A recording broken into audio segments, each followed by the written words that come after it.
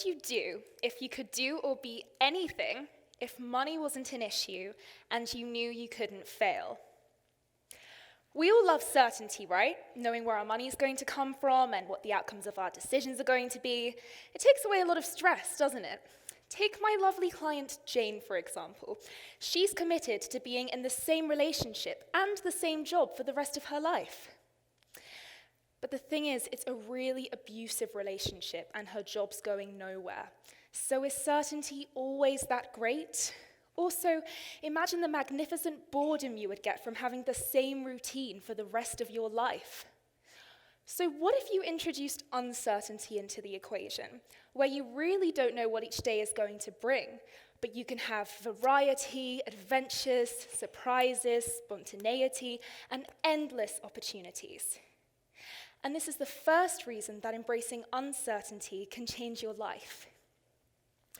My first ever client was depressed, and she couldn't see a future to look forward to. And she needed to know what the plan was for everything at all times, or she'd have a panic attack. And this led to obsessive-compulsive behavior.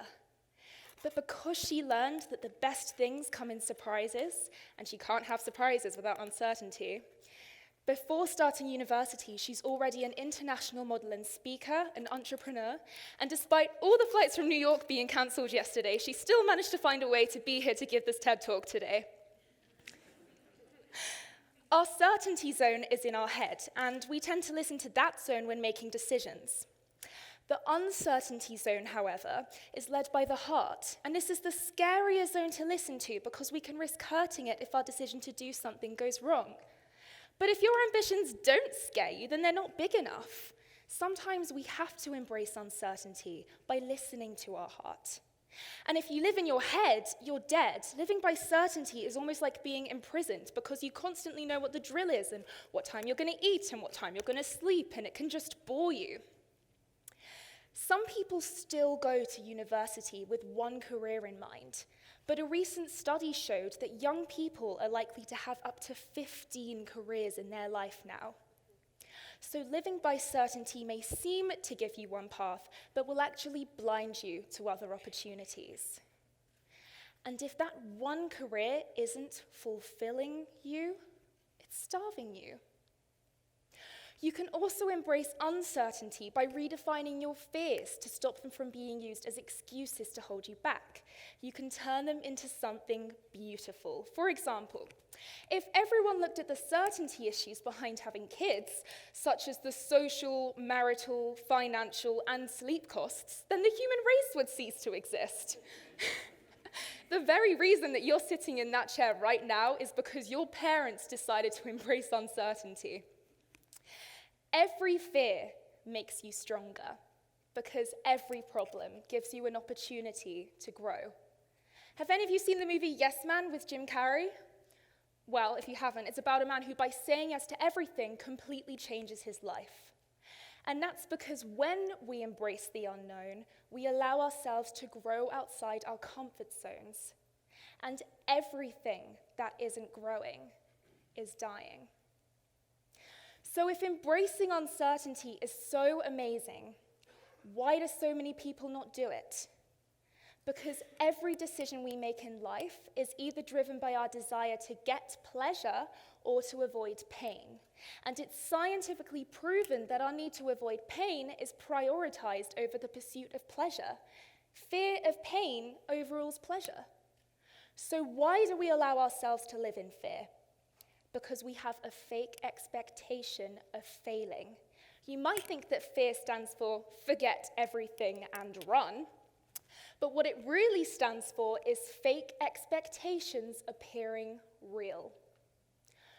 But the truth is, whether or not you believe you will succeed, you are right.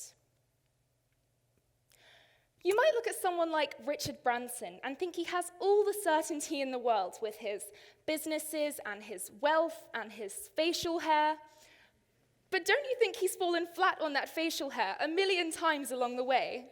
He's had to take so many risks to get to where he is. He actually said that you don't learn to walk by following rules, you learn by doing and by falling over. People like Jane come up with excuses as to why they can't get their goals. I don't have the money, I don't have the education, I don't have the time. We all have the same amount of hours in a day as Richard Branson, who didn't even go to university. So what's stopping her? Being imprisoned by certainty. But I'm sure none of you come up with excuses, do you? There is also a biological basis as to why we have no excuses not to change our behavior, and this is called neuroplasticity. When we train ourselves to behave differently, new branches of axons and dendrites grow within neurons in the brain, either compensating for lost ones or just rewiring our brains to form a new behavior. And this has happened with Paralympians training themselves to be stronger at sports and blind people training themselves to hear colors. You can literally train yourselves to behave in any way you want. And what are the dangers of settling? Let's have a look at your life. Our lives are built on a foundation of careers, finances, health, and relationships.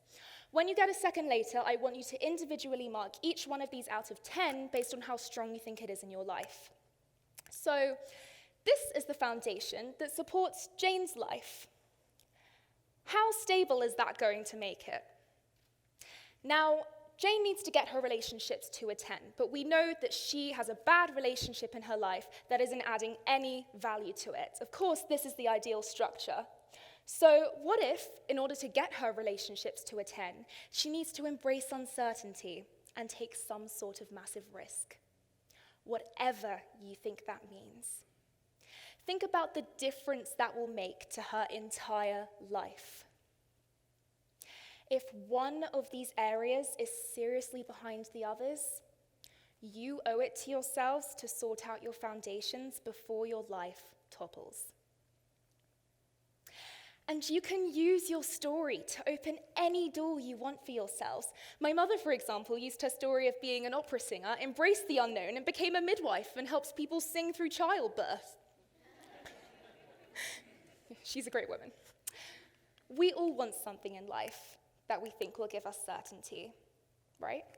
And it normally presents itself to us as a challenge to get.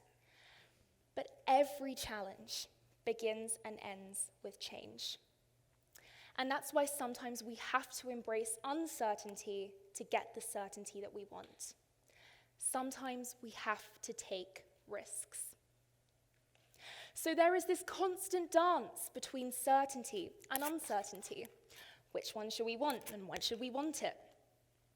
The most important thing is to remember that everything happens for you, not to you. And if you can trust that it happens for a reason, then you can turn any experience into a learning opportunity.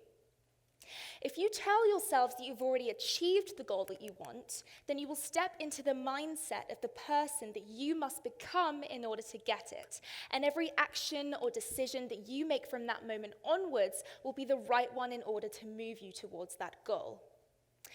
And if it turns out to be a learning experience, then you will have built the muscle and the neurological pathways to take you one step closer to balance.